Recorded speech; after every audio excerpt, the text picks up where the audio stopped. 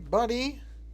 Happy Tuesday evening for a bit of a change. Now I'll wait till I'm already well into it here because I was going to say this is going to be a slightly, it's already a different night. It's Tuesday, not Wednesday, but also I'm going to, and I'll repeat this again, but might as well put it up front. There will be a brief hiatus. I won't stop the stream. I'll just put it back to the be right back thing that you're looking at here, because in about 15 minutes or so, my dog, who is laying about, I'm going to say 10 feet from me, so that she's always in eye line, will give me a look, which will indicate that mealtime has arrived.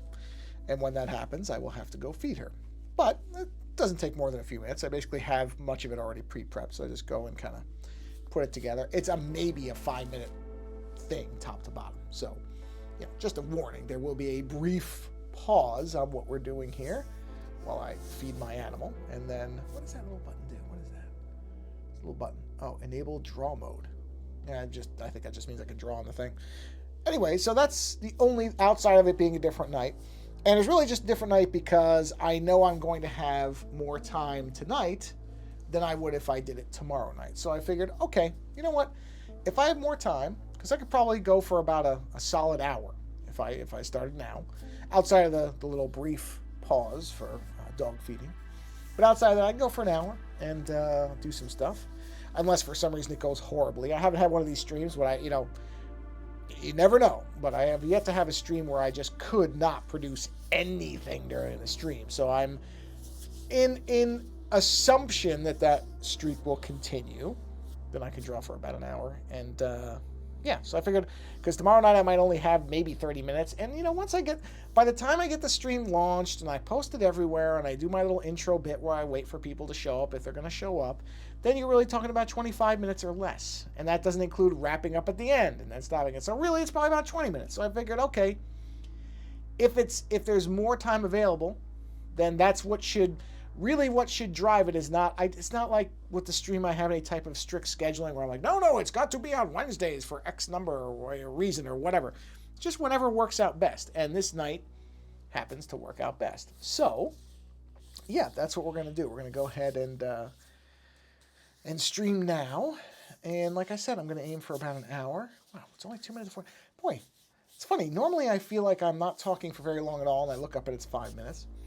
And then for some reason just now it feels like I've been talking for a long time, and it's only been, it would be a long time if anybody was sitting here listening to me drone on, but fortunately there's nobody here right now. So it doesn't feel like that long. Oh, somebody just showed up. But you know what? That person's only going to have to endure a couple minutes, so that's okay.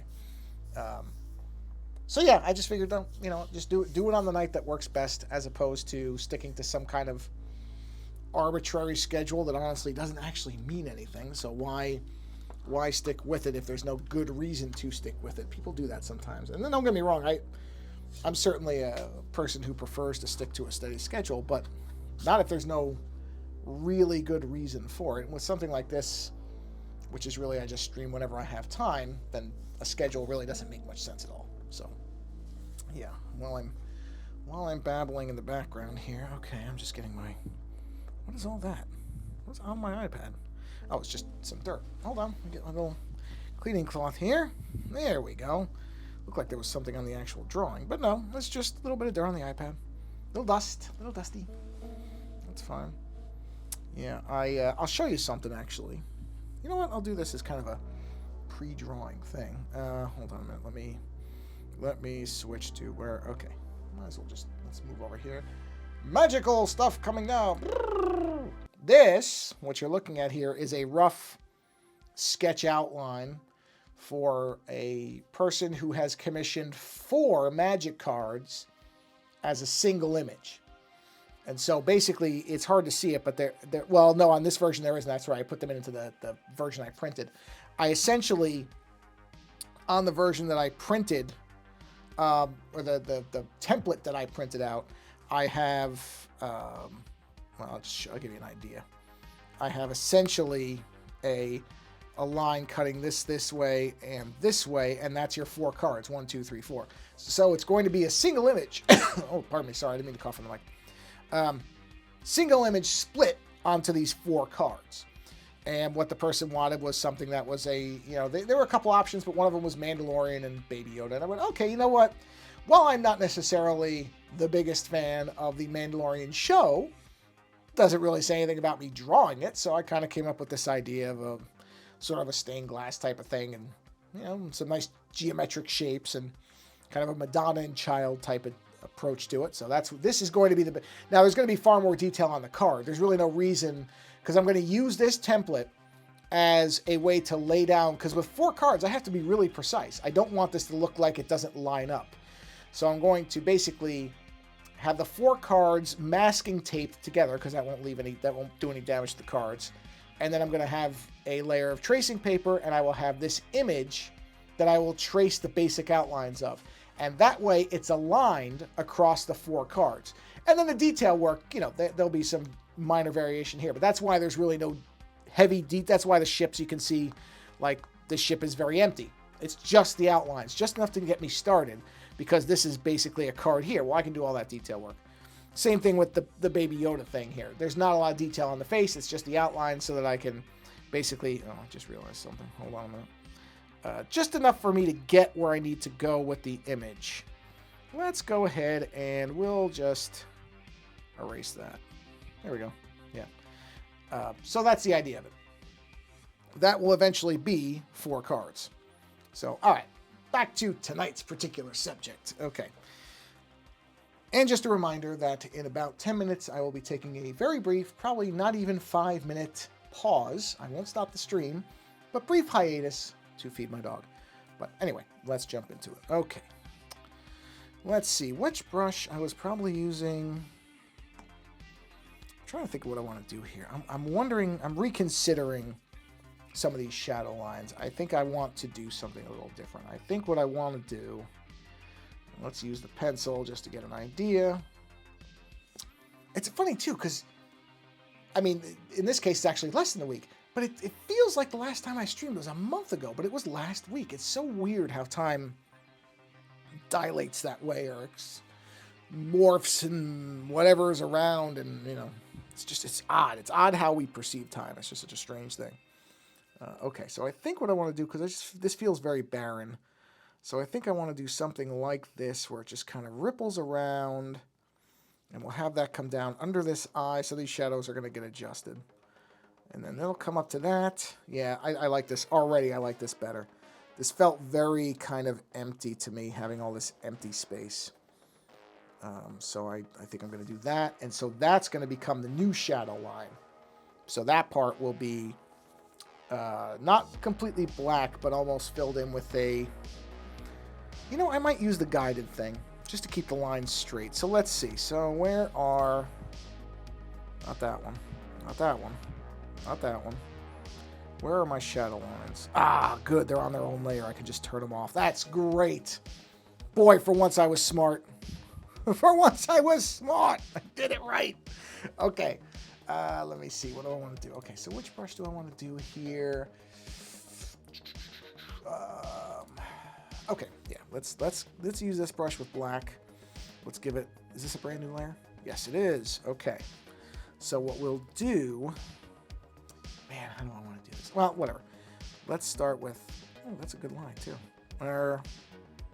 Yeah, no, that's an okay line. That's all right. That's all right. I don't mind that. I'm going to go... Well, I just screwed that up. I'm going to go... Let me lighten this way up. Just so I can just see it. Okay. I don't want to necessarily touch that other line. So I think I'll do something like this. I don't mind if that one joins, but I want it to be underneath that other one. Let's go to here, and let's extend this.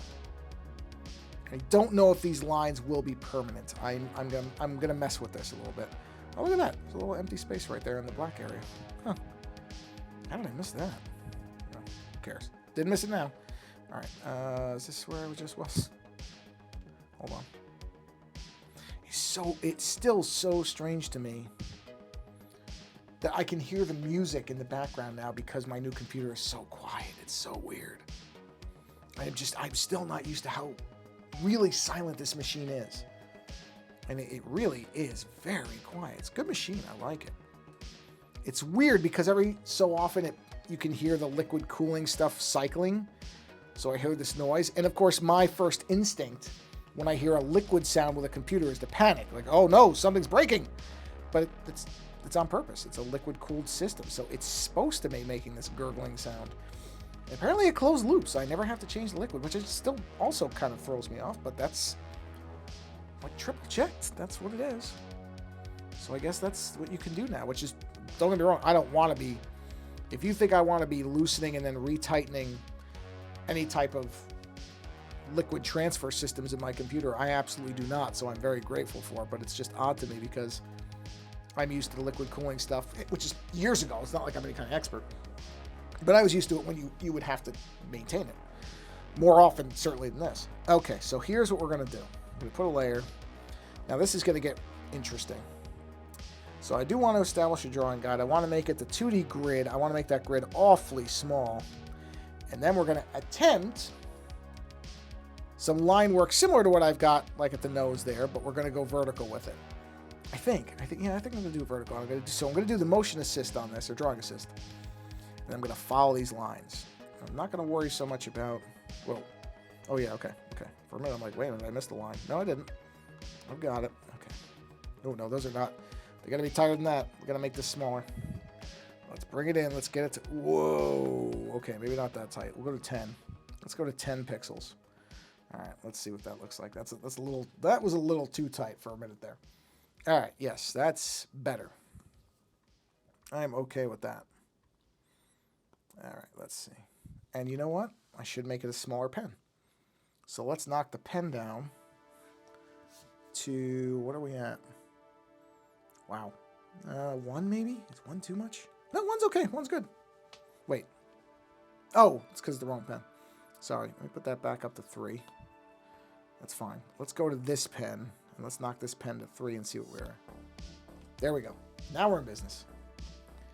We're in business. All right. So we'll just do this.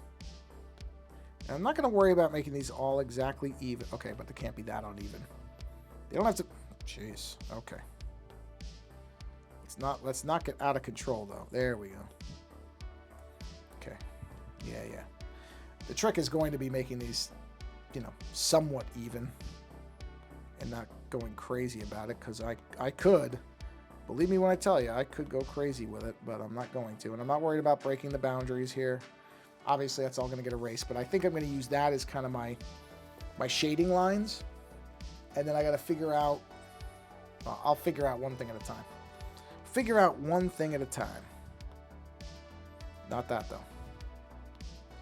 See, and this is where you have to have a little bit of, and this is me saying this, a little bit of flexibility in how rigid you want to be with stuff, because, whoa, no. It is honestly more important for it to look good than to necessarily, something like this. There are things where I'm very specific about making them mathematically equal, that lines have to have even spacing. Like my new logo, which, of course, I forgot to load on this again. That one, I spent a lot of time making sure that the little pipes, which, oh, I'm going to cough. I'm going to be. Whew, just in time. Sorry. That one, I spent a lot of time making sure that each of the pipes, which is, I don't know what else to call them, this underworking of the image, was equal spacing. Now, honestly, would anybody notice it? Would anybody really notice that those were not evenly spaced? Of course they wouldn't. Only I would notice it. But at the same time, I say that, but I think, you would. I think people can get a sense of more things than they think they can. So would the eye detect that there was a slight variance? And maybe not. But at the same time, it might, and I'd rather not take the chance, so I just took the extra time and made sure they were all even. I mean, it wasn't that big a deal. It takes time, obviously. I'm not going to say it didn't take any time at all, and I did have to redo a couple of them because I realized that some of my spacing was a little wonky, but my biggest problem with stuff like that, where I'm doing some even spacing type of thing, my biggest issue with that, if I'm honest about it, is the fact that I make these decisions sometimes when I'm already 50% done with whatever I'm doing. And then I have to redo so much of it. If I don't know why things don't occur to me earlier sometimes.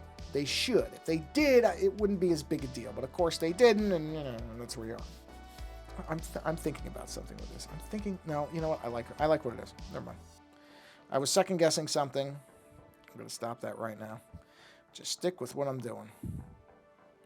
Just stick with what I'm doing, because you know what? I think it's going to... Yeah, I like how those lines will look once they're done. What time are we at? Oh, we're coming right up on it. We're coming right up on it. But she's currently taking a brief nap, so I will wait until she awakens and gives me a look. And then I will go and do my job as dog owner, just to make sure that my dog is happy and fed. Top job as a dog parent. Make sure the dog is happy and fed to the best of my ability. I thought she just sat up and stared at me. I was going to say, because this dog sometimes, you would swear this dog was wearing a watch. It is uncanny how on top of the time she often can be. It really is an amazing trait for an animal that, you know, and of course it's all based on routines. It's not really that she obviously knows what time it is. I know that. That line's bothering me. Try to get this one dialed in. There we go. That's better. Like I said, it doesn't have to be exact. But it's gonna be close. Oh, by the way, I don't know if the one person watching this will care or not, but and this is sort of a side note that Twitter is not completely empty of value at this point. The wonderful artist Art Adams has a Kickstarter that launched today. It's already 300-something% funded, but it's basically a compendium of... Is it compendium? It's not compendium, right? It's compendium. Oh, man, am I going to sneeze? Hold on. Yeah, I think I am. I got to pause. Man, that was close. Whew. Between the cough and the sneezing, man. But I haven't yawned. Which I can't usually say. Of course, now I said it, so I probably will. But in any event, Art Adams has a 40-year compendium with something, I think it said it's going to have about maybe just short of 200 illustrations in it. That is currently on Kickstarter. If you just go to Kickstarter and search for Art Adams, don't search for Arthur because it's always art, you will see it. And I backed it at the maximum level. I wanted everything because I love Art Adams. And so, you know, the only, there's certain artists who, whenever they have something like that, even though I have several of his sketchbooks from conventions where he's been. So I'm sure there's a good possibility that, let's say 25% of the art that's in that book, hopefully not much more, I already have some version of. I don't care. I will take any version and every version, because who knows, it might be a better scan, it might be a nice cleaned up image, whatever. If it's a way to support him as an artist, I'm in. So I backed that immediately. And yeah, there were only 11, I think, left of the top tier thing, which admittedly I almost had a moment of hesitation because it was $400, which is not nothing. You know, it's not. But honestly, the nice part is, this is one thing I've been trying to do, is some of the income from the cards that I've been getting, because I just sold the 4-part card that I showed originally at the beginning there, and then I just sold another commission before that. So some of that I'm trying to put into supporting other artists. Honestly, that to me is an important thing. You know, obviously some of it is going to go into art supplies and that kind of thing. But at the same time, I'm very fortunate that I get to do any of this stuff. So if I can use some of that money to support other artists who may not be as lucky as me. There's a sculptor who does, well, I guess she's mostly a sculptor. I think she paints paintings, canvas stuff too. But artist named Amy Ray Hill, sensationally good sculptor. She makes all this great stuff, and she rarely does commissions. There's another artist. What is her name? Melissa something. I can't remember her last name. She does miniatures. She makes miniature dioramas. I'm getting one of hers if she opens up commissions this year for sure. I want one. She does little old VHS, or not old, but VHS store dioramas, and she'll ask you, okay, what movies do you want to include? You can, she does wonderful miniature work. I get one of those too. And that's one of those things. It's like, I'm happy to support other people. I like supporting other artists because I like artists. I like them. So, but the Art Adams thing, so yeah, I mean, $400 is not nothing. I mean, it's not like I am not of means where that is a nothing purchase. Let's put it that way. But I thought, you know what? I just sold a couple cards. I know I have this income coming in. Why not? Because this is an artist who was a foundational figure in my life that I remember growing up and seeing that artwork, and it really, the influence is there. You can generally see it in my work. It's certainly not copying, because I get very irritated at people who think that all artists just copy from other artists. They do not copy. This thing where all artists copy from other artists, it's no big deal. No, I think I've already done this rant, so I'm not going to do it again. But no, that's not true. Artists who copy from other artists are rip-off artists. They're not even artists. They're scammers. They're ripping off somebody else's work. Inspiration and duplication are two separate things, or even replication. Duplication and replication are not inspiration. And people who think that they are do not understand what the creative process is for art. Sorry, I'm going to shut up now. In any event, so I thought, even if I do have a lot of these Art Adams images already, it's a nice, really nice looking book and format for it. And it supports him, and hopefully would mean that there might be more books of maybe stuff that isn't as public. Because I'm sure a lot of maybe not a lot, but there's going to be a segment of this book that is going to have the well-known images, because those are, ones that people really like. I'm sure there will absolutely be a Wolverine image. You know what I mean? Or maybe not. I don't know if he can. Well, I'm sure he can. He can reprint those, I think. Even though Marvel owns them, I'm pretty sure he'd be able to. I didn't specifically look to see. Maybe not. And if not, that's fine. I can find his Marvel and DC work. I have his Marvel Masterworks book. I have, like I said, several of his sketchbooks. So I'm pretty confident that I have a lot of the more mainstream work. So I would actually be very, very fine with this being a more, lesser known, or sketches that were never used, that type of thing. I'm fine with that. But that's what I mean about I'm happy to support that, even though there is, I probably have a lot of this stuff already. That's okay. That doesn't make it less. Oh, I think I'm going to sneeze again. Hold on. Whoa, man, I've traded yawning for sneezing. What goes on with this? Why is streaming cause some kind of weird biological reaction in me? I don't understand it. In any event, so that Kickstarter, and I think most of the support levels on that are not limited. It was only the kind of couple of the higher end ones that were more limited, because I think the one that I got, there were only 500 and there were only 11 left. I can't believe I was lucky enough to even get one, because most of the time with that limited stuff, most of the time when I get to it, it's already gone. There was something very recently where I went and I'd missed it by a day, which I was really just bummed out about. I mean, whatever. It's certainly not end of the world type of material, but I missed it by a day, But whatever. Like I said, I never get all that upset about missing stuff like that anymore.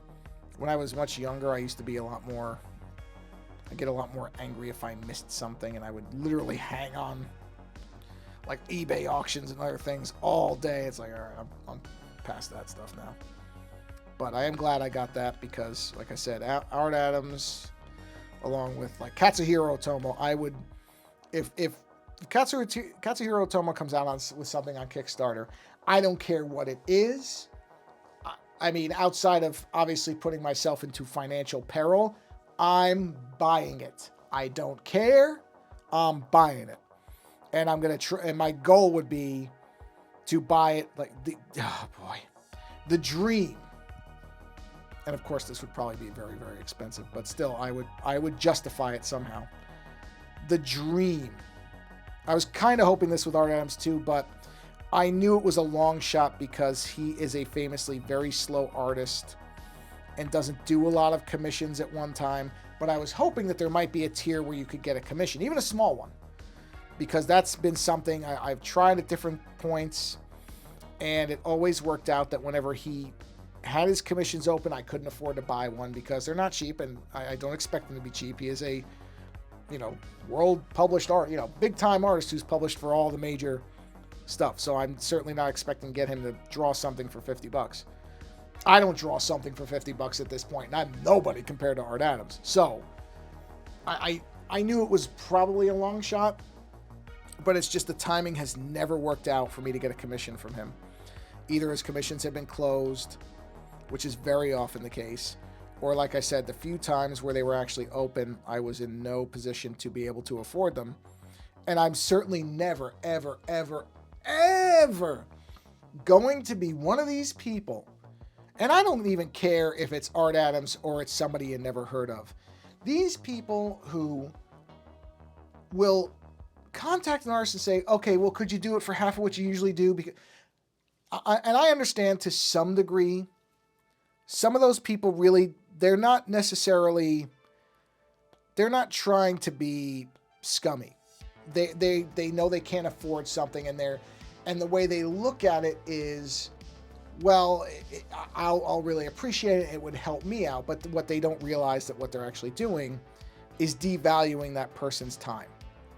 Because, I tend to assume that most artists, not all, but most, when they do a commission, they're putting their, I certainly try to put my full effort into the stuff that I do. I don't, I don't slouch on this stuff. It's one of the reasons that it's actually tough with some of these cards, because when some people are asking for certain things, like when they want it based on the cover art, the front side art, I try to make sure no two of those are really the same. Now, they may have similarities. I do tend to like my geometric shapes, and I tend to use that's too much of a space. I do use the same type of colors, but I try to make sure that those uses feel like they are individual and that they are particular to that commission.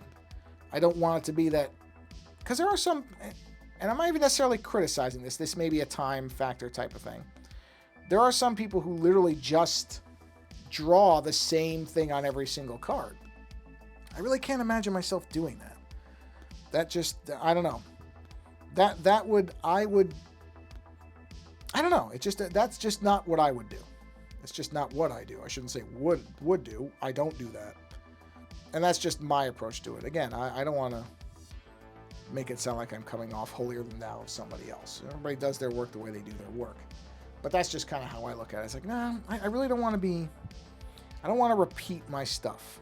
The foundational work, yeah, because I basically do the same, although the last one I actually cut her arms off. Usually with Shieldra, I just have her arms running off. But the last one I actually Venus de Milo'd her and kind of sharpened the arms and the blades and left them, which I actually like. I think it looks good. But a lot of them, if you look at just the actual line work, yeah, very similar. Next to identical, because I'm working off the front image, because a lot of people, I think that's what they want. But then in the color and kind of the surrounding imagery, those I really try to make individualized and different, so that if a person were to buy three, let's say a person bought three of the same card and said just do a variation of the cover image on each card, no, those cards would all look different. You would know they were all the same thing in general, but they would all look individual. And that's kind of how I like to do it. So that's where, when people say, oh, could you, knock off some of the price for a commission to some of these big artists, like, man, especially somebody like Art Adams, I wouldn't even dream of it because there's so much detail. Like somebody like Jeff Darrow, and not to say that other artists are lazier or doing easier work, but when you see and I've seen some images of his process, the amount of time, and it's not because he's just, again, casual about it, it's because he has this really detailed approach to things, and I completely, I'm not a fast artist by any stretch. Now, that's not to say that occasionally I don't end up doing something that doesn't take as much time. You get lucky sometimes, and some images just flow better for whatever reason. I couldn't tell you what that reason is. But in general, I would not call myself a fast artist. I really wouldn't. Fast compared to some others, I'm sure, because, speed, like everything else, is relative. But I certainly don't just crank drawings out every day, multiples. I've seen people who do multiple sketches a day. Astonishes me because I can't do it. My imagination just doesn't, not only my imagination, my ability just doesn't work that way. So, outside of certain things, if I have a shorthand version of drawing something, like a Teenage Mutant Ninja Turtle, I could draw a Teenage Mutant Ninja Turtle head in 5 seconds because the shapes are memorized. It's muscle memory. I could do that. But there again, that's a perfect example. I could do, if somebody said, oh, I want you to do 5 Ninja Turtle heads, every one of those would be different. But they would all look like Ninja Turtle heads. Oops, there we go. It's kind of like I've done some skulls on my cards. They all look similar, but they don't look the same. They definitely don't all look the same. But they kind of look like this, sort of, in their general approach. Oh, I see my dog is staring at me. So that is my cue. I'm going to just pause here. I will not even, yeah, you know what? I will do no, I'll just leave no, that's going to look weird. I'm going to send it over to the Be Right Back screen, but I will be right back. So within 5 minutes, I shall return. So I shall be right back. I'm going to mute my mic because you're going to hear me bumping up against it otherwise. But I'm going to switch over to Be Right Back. But I mean it. I will be right back. So don't go anywhere. I will be right back inside of about 5 minutes.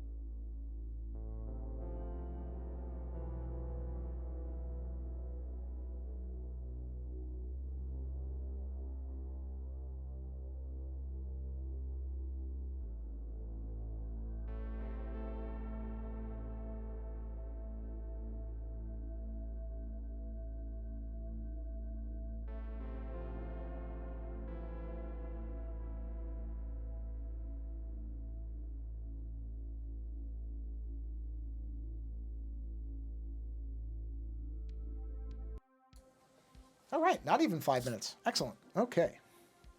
Yep, that was quick. Really, I mean, I knew it wouldn't take long. It's just me putting food in a bowl, putting some water in it, putting a little bit of, I think, joint something sauce on it, joint enhancement sauce. And that's really it. It's not much. So I knew it wasn't going to take me long. For some reason, I've had the you can't do that on television theme song stuck in my head all day. which I don't mind because I actually kind of like that theme song. What a weird show that was. A show you could not air today because it outright it outright shows like kids that are about to be shot and all kinds of stuff that they would never allow that now. Funny show though. I used to watch that show all the time. Great show. Okay. Yeah, where are we? 35 minutes. Not bad. It's going. I mean, I feel bad. This stream is kind of just me doing lines like this. Not doing lines like the drug type, just, putting lines on a thing. So in case anybody was only listening to this or just tuned in. Not that kind of doing lines, just doing line work. All right. So yeah, Art Adams Kickstarter. It launched today. It's completely funded, which should tell you something. And one of those that I don't have any real concerns about. It's being run by somebody who's been in publication or publishing, I should say, for something like 20 years. The book is actually ready to go. It's just a matter of covering things and, I think probably gauging future books, what the market would be, which I hope there's much more. But yes, Katsuhiro Otomo would be the dream. That would be the dream. Could you imagine if Katsuhiro Otomo did a book? Oh man, I would buy that so quickly. So quickly. And if there was a commission involved, oh man. It will never ever happen. He's too far. I mean, he's at the top end in terms of living illustrators. I mean, at least maybe it's just my estimation, but I really don't think so. I think that's a pretty agreed upon thing. I mean, he's a Mobius level type of illustrator where, imagine, this is one of the things where you sit there and go, boy, if certain artists like Mobius hadn't died when they did, with the advent of something like that is way off. That is way off. Okay, we gotta go back. No, this is very much off. Let's go back to say here, or maybe there. Let's go back to there. Could you imagine something like a Mobius Kickstarter at this point? Boy, that'd be something. I mean, there's every possibility that somebody, because I'm sure he has like an estate that looks after his stuff and everything. So there's every possibility we will eventually get that, where they will be able to digitize and release some kind of posthumous Mobius thing that, I mean, because with artists like that, that's my phone going off. Just making sure. Okay, just making sure it's nothing. Anytime my phone goes off, I'm always checking to make sure nobody's been in a car accident or hurt. So everybody's fine. Somebody like Mobius, even an unfinished work, the artwork is so magnificent that who cares? I mean, honestly, who cares? Who would care? Think of your favorite artist, whoever it is, a writer, musician, anything, filmmaker. Anything comes out that person even partially did, good chance you're going to want to see it or read it or hear it or whatever. And it really doesn't matter whether it's in a finished form. And you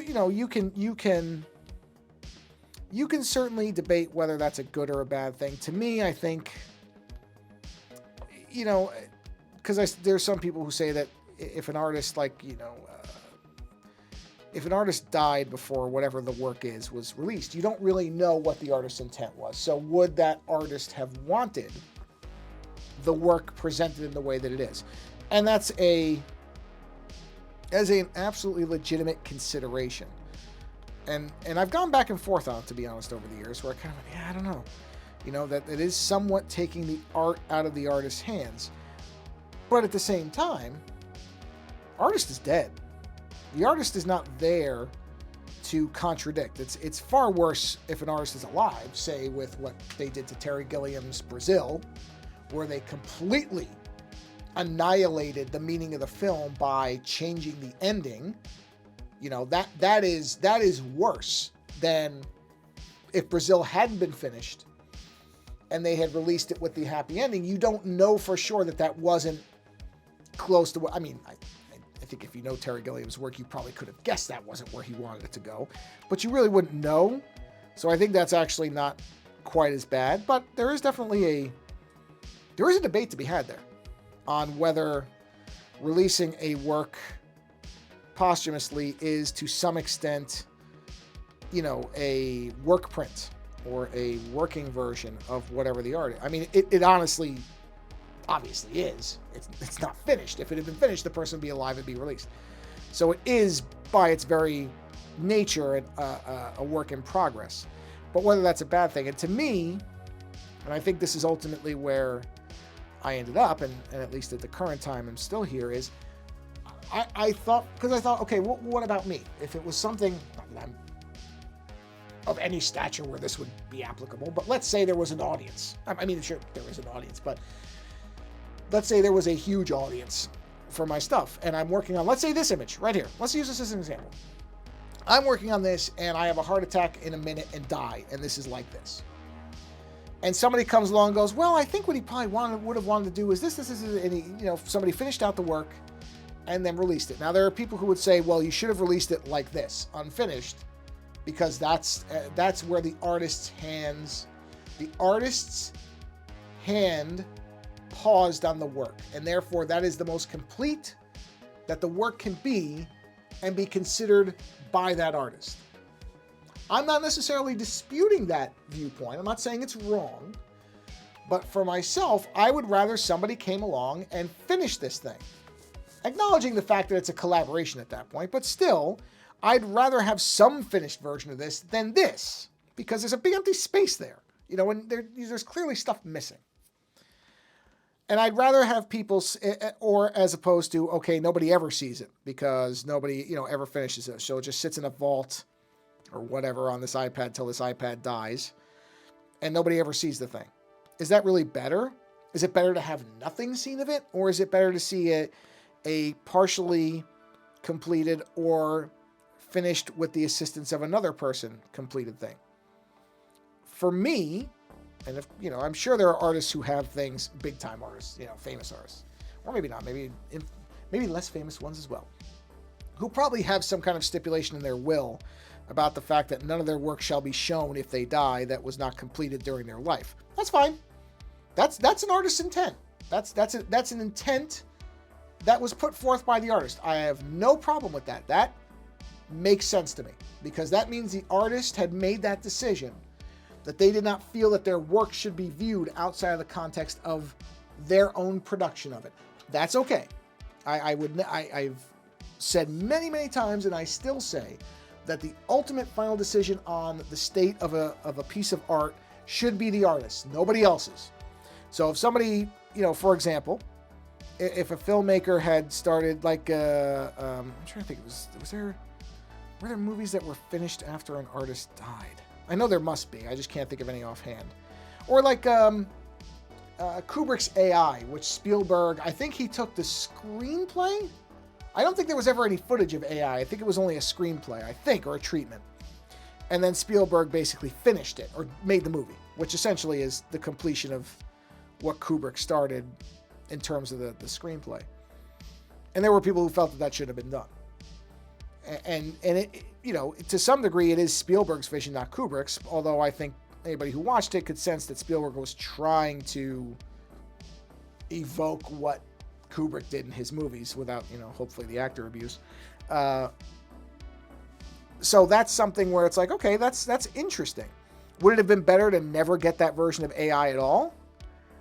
I don't know. For me, that I don't know that I would say yes. I think it's better to get something. I think it's better to get some version of the art than no version of the art. But like I said, if Kubrick's will had said, okay, take every screenplay that I never got to film myself and throw it in a fire, you should absolutely throw all those screenplays in the fire. That's what the artist wanted. But if there's no specific barring of it, and honestly, you would kind of hope that filmmakers would indicate some people to carry on if they really, because I think Kubrick was working on that for a long time. I think AI was a long in development thing for him. You would kind of hope that he had said, okay, here's the 5 or 6 people I'd like to carry this project on if I'm, not here to do it. certainly that's what I would do as a filmmaker. I'd say, here's the 3 directors that I would trust with, that I think have the ability to manifest the vision I have for this film or this project, whatever it is. I would hope. I don't know. I don't know anything about. I don't know enough about Kubrick to know if he's that type of person or if this was done against his will. I assume it wasn't. I don't think.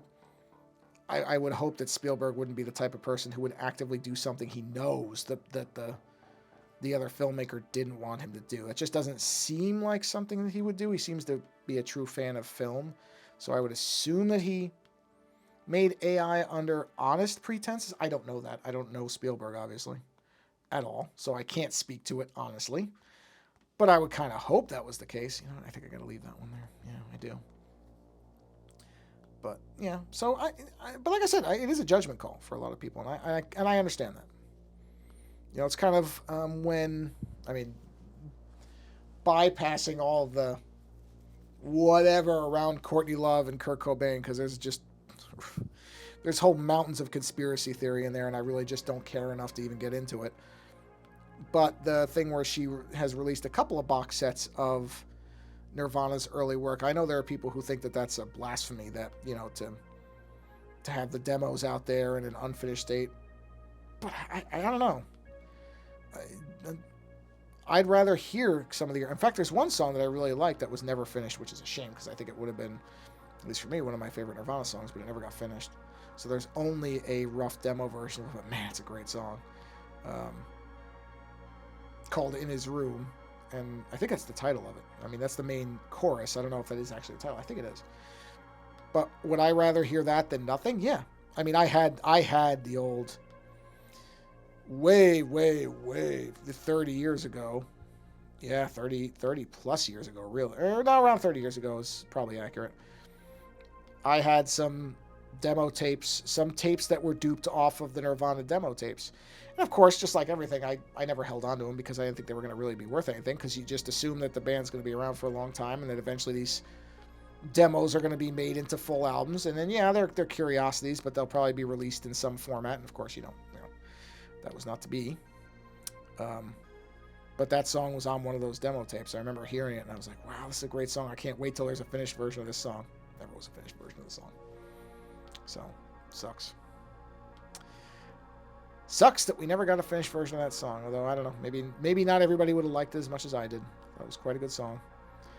But that's, there are people who think that Courtney Love should never have released some of these demos, that they were too unfinished, or, that it would be better to just leave it. I don't know. To me, no. I'd rather hear it than not. But but again, I do understand the viewpoint to an extent. I kind of get where it's coming from. And I wouldn't say anybody is wrong to feel that way. It's kind of the same thing with art versus artist, when somebody you find out that you actually liked is a 9th level scumbag, and you're like, wow, that really just ruins this thing that I really used to like. Thanks a lot for doing that. And I get that too. It sucks. It's not fun to have something that you really truly enjoy be ruined by somebody because now that person has tainted the work. What I'm sure some people would say George Lucas did to the Star Wars, the original trilogy. I can't speak English. I won't quite go that far, even though I don't like what he did. Again, if the pendulum is swinging between the artist's control of the art and my agreement with what he does with the art, he or she does with the art, then that pendulum must always fall on the artist's side to do whatever they want because it's their work and nobody else owns anything. Now, I know you can get into nuance. So George Lucas doesn't really own it because it was a collaborative effort, but come on. We know that really came from him, at least initially. Now it's grown well beyond that. So you can, make different arguments on different things. But at least Star Wars, the original, I've said it, I absolutely mean it. If George Lucas declared, he doesn't own it anymore, but let's say he did own it and he pulled every single copy of it that ever existed and somehow was able to destroy every single copy that had ever been sold. Would I be happy about it? No. Would I say he has the right to do it? Yep. It's his work. I don't care how beloved or whatever influential. Doesn't matter. Nobody owns it but the artist. Period. That's it. That is it. The ownership begins and ends with the artist. And no matter how vital to the public it might seem or how much it's loved or what. Nope. Nope. You lose, sir. Good day. Artist wins. It's just the way it is, because only the artist really knows what their relationship with the work is anymore, and sometimes things change. Doesn't mean I think it's a good idea. Don't get me wrong, but I would support it. Okay. Yeah, we got our lines in place. All right. Not bad. I like those lines. I don't usually do lines like that where they're kind of in a closed thing, but I like those. I think those actually, and they line up with some of the other lines that are in the actual skull. They give it a little bit of a dimensionality to the eyeball crown thing, whatever we're calling that. So yeah, I think I'm gonna stick with that. I may do a dark area. Let me do a dark area on the top too. Trying to figure that out. Let's see what I want to do here. Something like this on the top, like this area up top. Where's the line that comes from? That's not that. It's probably, where is it? There it is. Okay, so it'll be on that layer. Let's see something. Let's just see. Just a little bit of a kind of a dark area up. Okay, well, not that brush though. Or not that. Yeah, brush. Not that brush. I just saw my comment. I was like, oh, somebody commented. It was me. That was my back in 5. That's you there, dingbat. Okay. Which is fine. I don't mind if people watching don't comment. The only thing it does is prevent me from saying hello, whatever your name is. So, hello, whoever viewer is. Should have said that at the beginning. Obviously, I'm way behind in terms of my streaming etiquette, whatever it's called. Stretiquette. Okay, let's bring that down right around this eyeball here. There we go. Yeah, just a little bit of shadow for the top. Just a bit. Just a bit. And we'll fill that in with... Oh, man. Okay. Oh, man. All right. Hold on. I got to think. Do I want to do the lines for that shadow, or do I want to do black for that top shadow? Lines or black? I think I want to do black. I think I'm going to black that out. Think so. Yeah. I'm leaning towards blacking it out. I think it'll look better. May not necessarily be, correct from a shading perspective, but not everything has to be. Yeah, I like the black better. And I'll do little accent lines on that. Little Art Adams lines, if you will. Not that they're... Art Adams does a lot of cross-hatching, which I don't. So that's what I mean about you can like somebody and you can pull parts of their work, but it doesn't mean you're necessarily copying it. Because if I was copying Art Adams, I would have a ton of things that looked like this. Like that. I mean, okay. Not, sorry. I can't misrepresent the man's work that way.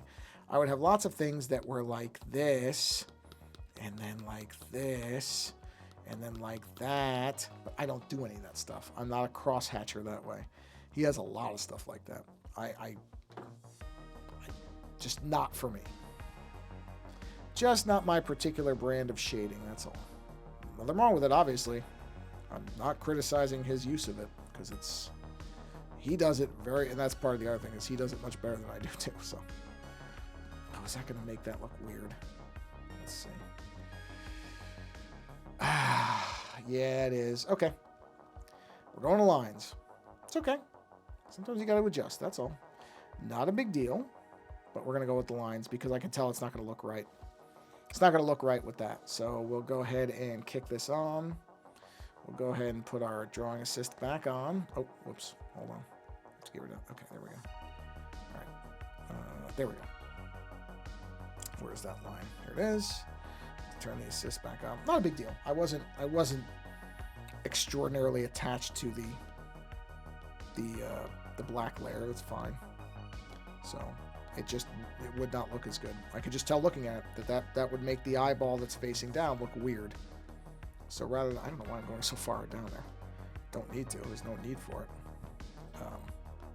So rather than do that and end up with something I don't like, we'll stick with this. This will be where we'll finish for tonight. Is we'll do this little section. We'll clean it up. Whoops.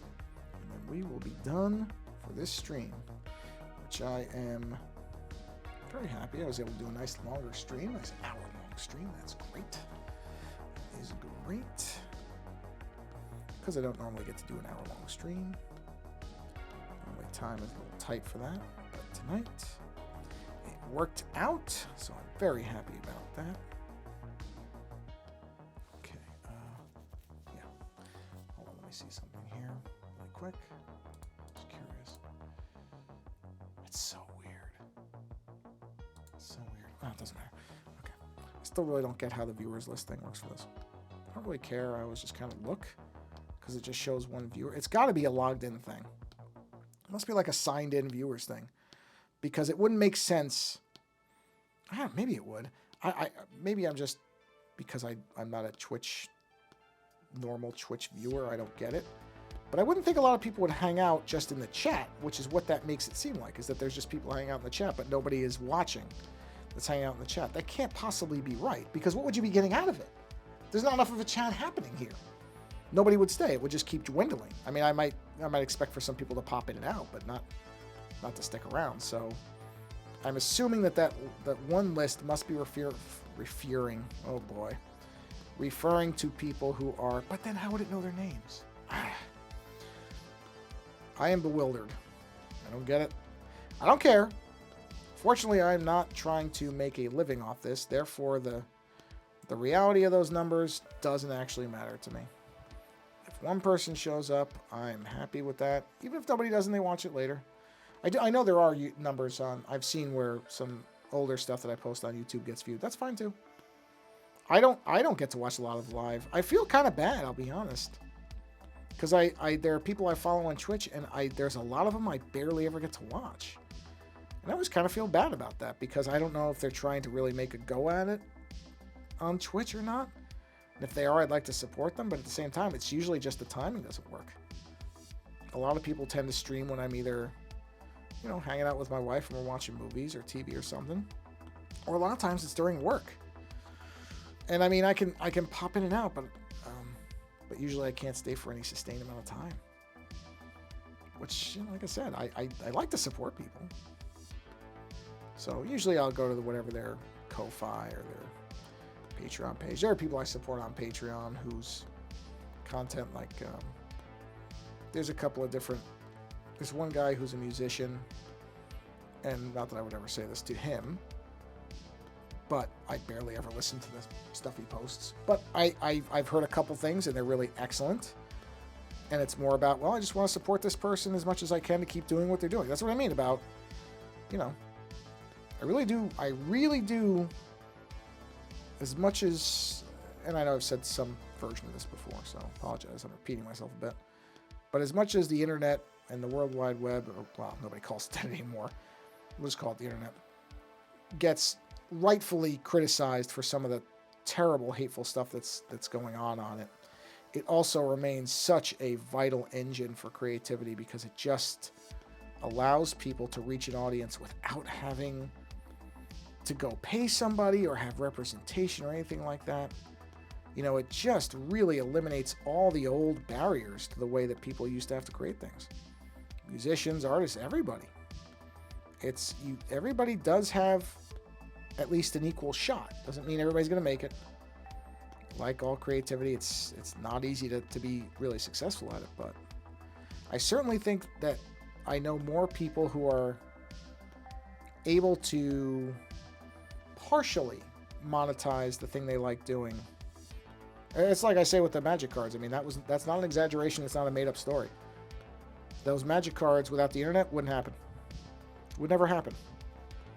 No way. I was found through a website, through the Behance site on Adobe. That's the reason I was found for the magic cards. The only reason that I got it.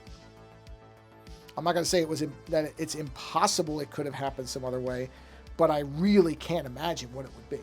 I really can't. I just cannot imagine that it would have happened any other way. And that's just because the internet exists as a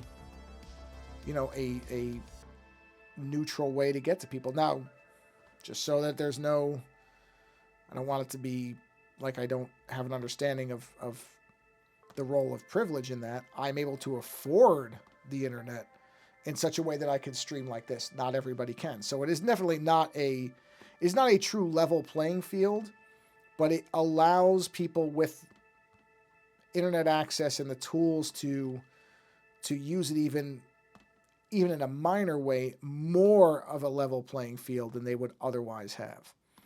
Because those same people who may not have access to the internet, well, I guarantee they probably weren't performing in clubs all that much because they, may not have been able to afford instruments. So the same barriers exist. It's not as if the internet has suddenly made everybody equal. That would be tremendously naive to even assume. But it allows for a more equal field. I'll say it like that.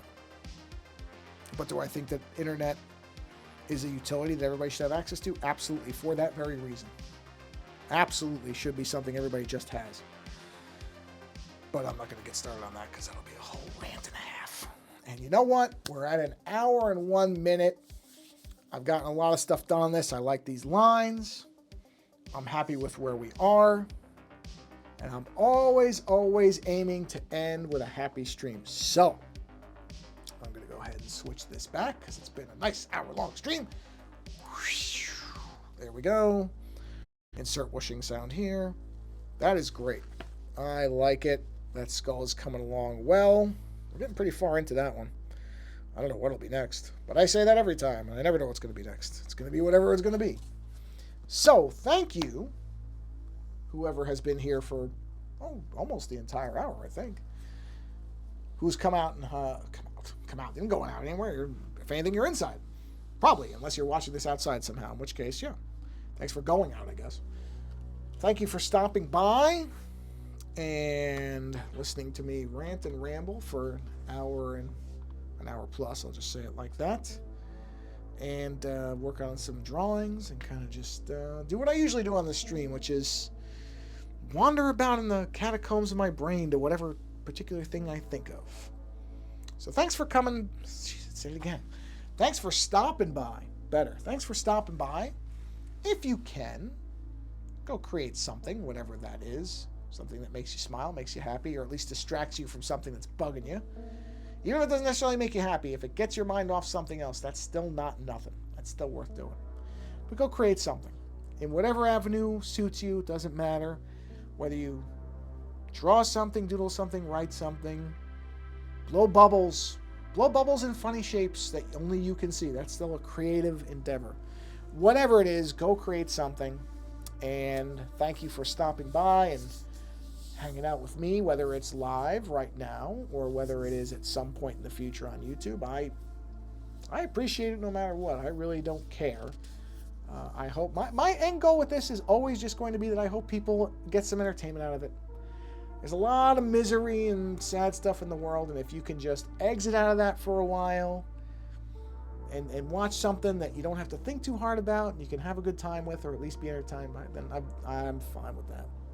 And if it gets you to go out and create something yourself, even better. That's fantastic. But I don't even need that. I'm just, like I said, if people are just mildly entertained, I've done what I am aiming to do. On that note, thank you once again for stopping by whenever and wherever you did.